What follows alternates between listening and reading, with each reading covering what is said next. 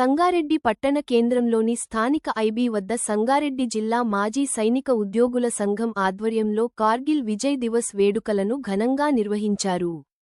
ఈ కార్యక్రమానికి ముఖ్య అతిథులుగా జిల్లా Sainik welfare board member Topaji Anantha Kishan, doctor Kunavenu హాజరై కార్గిల్ అమరవీరులకు ఘనంగా నివాళులు అర్పించారు.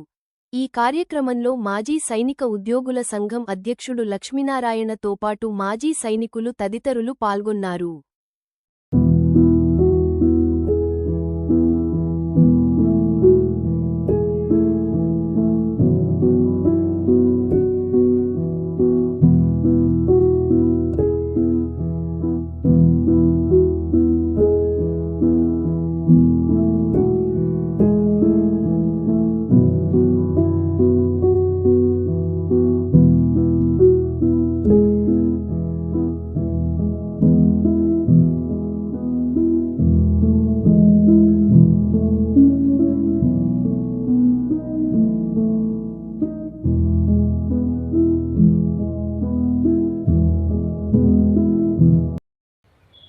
ఈరోజు సంగారెడ్డి జిల్లా హెడ్ క్వార్టర్లో సంగారెడ్డి పట్టణంలో కార్గిల్ దినోత్సవం పురస్కరించుకొని ఈ వేదికపై ఉన్న సభాధ్యక్షుడు ఈ జిల్లా అధ్యక్షుడైన లక్ష్మీనారాయణ గారికి, నా తోటి సోదరుడు సైనిక్ బోర్డు మెంబర్ అయినటువంటి రాష్ట్ర యువజన సమాఖ్య అధ్యక్షుడు, మంచి వక్త, అన్ని కార్యక్రమాలను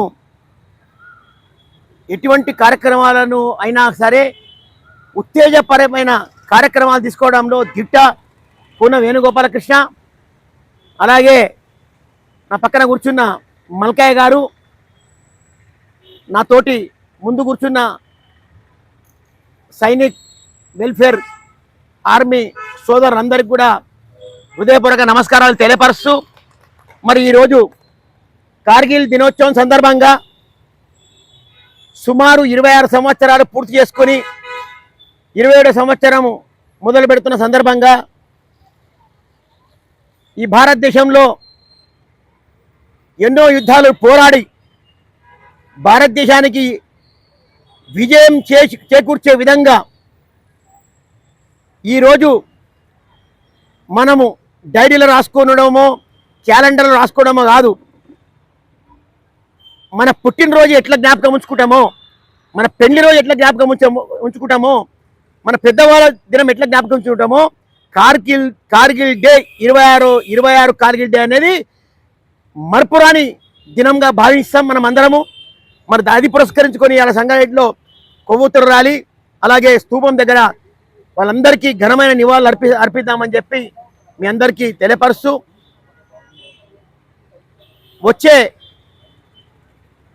వచ్చే నెలలో మనమందరం కలిసి ప్రభుత్వం కేటాయించిన 250 స్థలంలో మనము సైనిక్ బోర్డ్ భవన్గా నామకరణం చేయడం జరిగింది.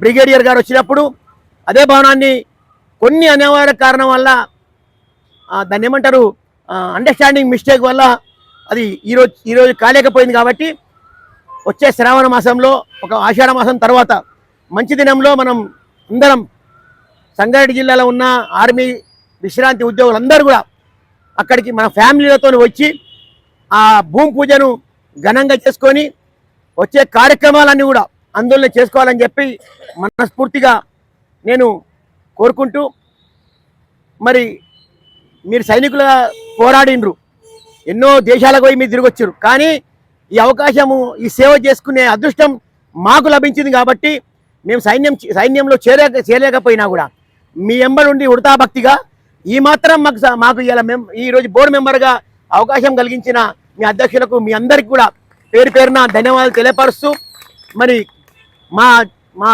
మా మా శాయశక్తుల ఈ జీవితకాలం ఉన్న రోజుల సదా ఎల్లప్పుడూ మీ ఎంబడి నేను ఉంటానని చెప్పి మనస్ఫూర్తిగా మాటిస్తూ ముగిస్తున్నా. చాలా గొప్ప రోజు.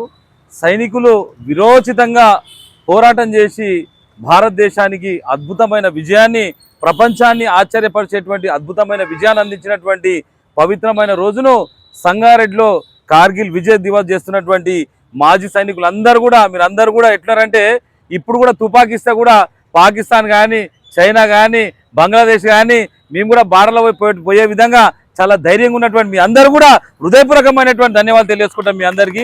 ఈ కార్యక్రమానికి అధ్యక్షత వహిస్తున్నటువంటి మా లక్ష్మణ గారికి ప్రత్యేకమైన ధన్యవాదాలు. అదేవిధంగా మా తోపాజ్ అనంత్ కృష్ణ అంటే సంగారెడ్డిలో ఏ కార్యక్రమం అయినా సరే దిగ్విజయం చేయాలన్నా దాని ఒక సంకల్పం, ఒక యజ్ఞం లేక ఈరోజు ఒక చాలా అద్భుతమైనటువంటి నైపుణ్యం ఉన్నటువంటి సంగారెడ్డి జిల్లాలనే జల్లడి పట్టినా దొరకలేనటువంటి గొప్ప వ్యక్తిత్వం ఉన్నటువంటి వ్యక్తి మా తోపాజ్ అనంత్ కిషన్ గారికి కూడా నేను ప్రత్యేకమైన ధన్యవాదాలు, మల్కయ్య గారికి ప్రత్యేకమైన ధన్యవాదాలు, అదేవిధంగా మీడియా సోదరులకు అదేవిధంగా పోలీసు వారికి కూడా ప్రత్యేకమైన ధన్యవాదాలు తెలియజేసుకుంటాం.